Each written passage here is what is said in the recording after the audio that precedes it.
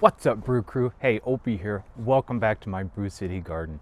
So I'm doing my first video of the year sitting outside, and it's not really time for me to be out here messing around too much. The snow literally just melted. I can just now get to my bales and walk around my backyard without having to drudge through the snow.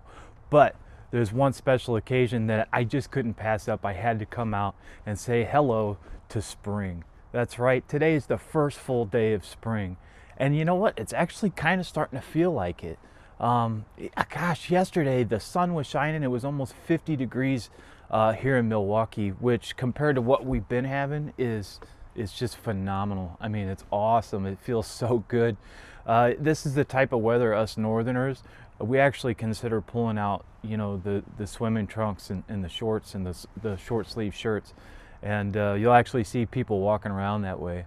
I know people down south probably think we're crazy, but you know, once you've been dealing with 0-degree temperatures and below zero temperatures, 50 degrees feels pretty damn good. So what have I got going on here in the Brew City Garden?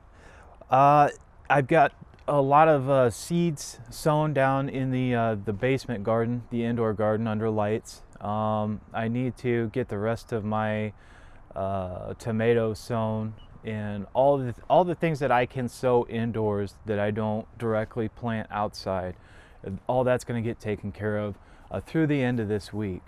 Now, if you're watching this saying, "Oh my God, I still haven't started anything," well, don't worry about it. Just over the next week or 10 days, when you get your next paycheck, go get some seed trays, pick up a few packs of seeds. You still got time. All right, over the next couple weeks, it's really not going to make that big of a difference.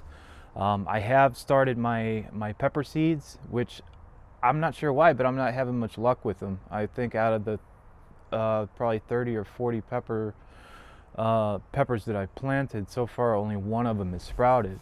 So I'm kind of behind the game as far as that's concerned too, and I will get all that stuff re-sown this weekend, and we'll give it a second shot. It doesn't always work, and peppers are kind of finicky where they need to be warm, otherwise they just won't sprout. So I figured keeping them under the lights and keeping the lights close would keep them warm enough, but that doesn't seem to be the case. So I've got another trick up my sleeve.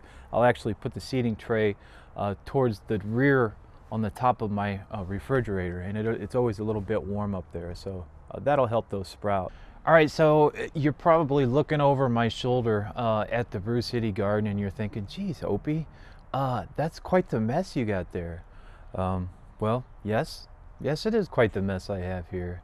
You know, winter has this funny effect where it'll take everything that you've placed in one spot in your yard, and it'll blow it up all over the place. And boy, we had a brutal winter too. I would say in total we've probably had around, dare I say, 5 feet of snow, roughly. Yeah, that's probably pretty safe to say. It's been a lot of snow, a lot of blizzard-like conditions, high winds. And on top of that, we've had the extreme cold. We had a couple of polar vortexes again this year, and I think the coldest it got with the wind chill was 60 degrees below zero this winter, and it was unbelievably cold. It was so cold that the windows in my house were starting to pop. I was afraid that they were going to crack or break altogether. So to get out here and clean up during that time through those months, forget about it. I'm not even going to bother. And a lot of gardeners or YouTubers, they wouldn't dare show their garden in this type of shape. But you know what? I'm a realist. This is what happens. And all right, so let's go take a look around. Warning, it's not pretty, but that's okay. Okay, so real quick, let's just take a look around. Like I said, it looks terrible out here. Just everything's destroyed. I've got stuff laying everywhere. I got buckets floating around here all over the place.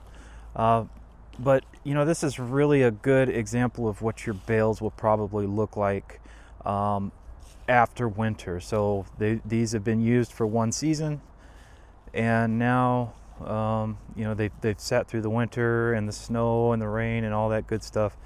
And as you can see, there's really not much left. So not a lot we could do with these. I mean, could I reuse them?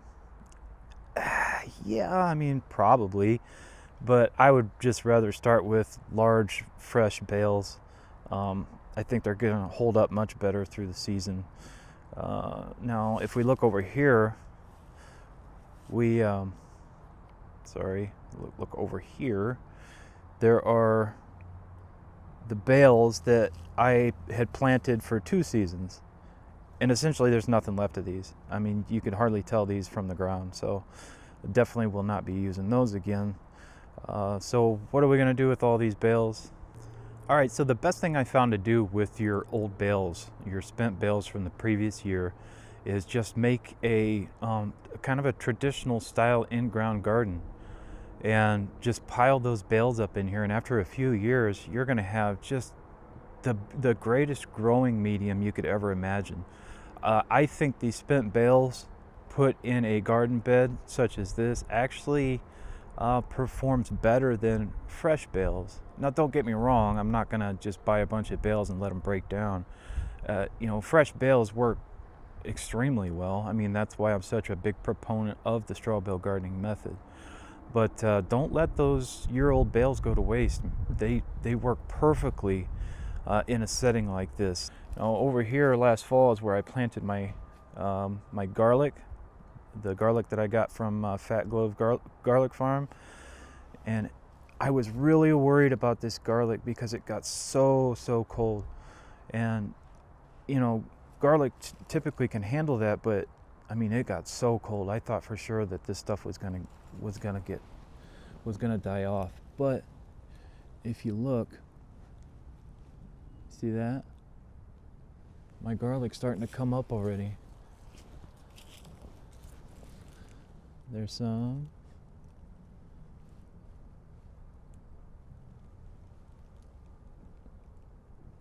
Look at that.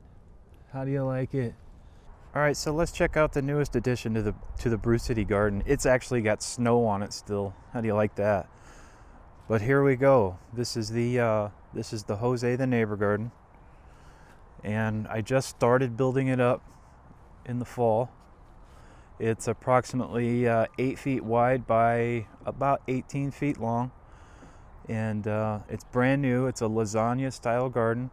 I'm going to put the majority of the spent bales that we just looked at onto this garden bed, and for the first year or two I'm going to plant shallow rooted, low-lying plants just until this garden gets established. So I'm thinking, I'm not sure, I need to talk to Jose, but I'm thinking we should just plant this out with potatoes this year. I think that would work perfect in this particular garden bed for the first year or two, and until it really becomes established. And then we can start planting deeper rooted and taller plants in here. So we're really looking forward to getting this thing going. Always love a new addition to the garden. It seems like you never have enough space. So again, thanks to Jose the Neighbor and their family. Been really good to us. So we appreciate it, and we'll be looking forward to sharing the harvest. All right, Brew Crew. Hey, thanks again for joining me here today at the Brew City Garden.